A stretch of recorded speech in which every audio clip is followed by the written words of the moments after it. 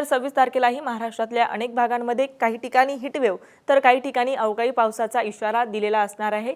अकोला, अमरावती, वर्धा याचबरोबर चंद्रपूर हे जे जिल्हे आहेत हे हीटवेव्हच्या अलर्टवर आहेत। हीटवेव्हचा येलो अलर्ट या भागांना दिलेला आहे। उष्ण आणि दमट वातावरण या भागात असण्याची शक्यता असणार आहे। तर नांदेड, लातूर, धाराशिव, सोलापूर, सांगली हे जे जिल्हे आहेत हे अवकाळी पावसाच्या येलो अलर्टवर आहेत।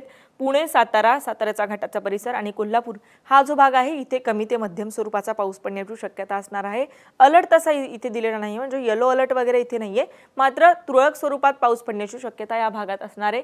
तर ठाणे, मुंबई, रायगड आणि रत्नागिरी हे जे जिल्हे आहेत हे हीटवेव्हच्या अलर्टवर असणार आहे। याच्या पुढच्या दिवशी म्हणजे 27 एप्रिलची काय स्थिती असणार आहे, तर 27 एप्रिलला सुद्धा आपण बघतोय की अकोला, अमरावती आणि वर्धा हे जे 3 जिल्हे आहेत हे हीटवेव्हच्या अलर्टवर आहेत। हीटवेव्हचा इशारा या 3 भागांना हवामान खात्याकडून देण्यात आलाय।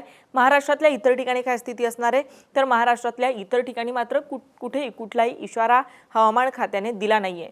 28 तारखेची काय स्थिती असणार आहे, तर 28 तारखेला हवामानात पुन्हा एकदा बदल झाल्याचा आपण बघतोय। 28 तारखेला नागपूर, वर्धा, चंद्रपूर, गडचिरोली आणि यवतमाळ या जिल्ह्यांमध्ये अवकाळी पावसाचं सावट असणार आहे। येलो अलर्टवर हे जिल्हे असणार आहेत। आपण पाहिलं की 27 तारखेला अकोला, अमरावती हे जे जिल्हे आहेत इथे हीटवेव्हचा अलर्ट आहे, तर त्यालाच लागून असलेले विदर्भातले इतर जे जिल्हे आहेत तिथे मात्र त्याच्या पुढच्याच दिवशी म्हणजे 28 तारखेला अवकाळी पावसाचं सावट असणार आहे। शिकूया AI ची क्रांती, चला करूया MSCIT। आजच नजीकच्या MSCIT केंद्रात आपला प्रवेश निश्चित करा।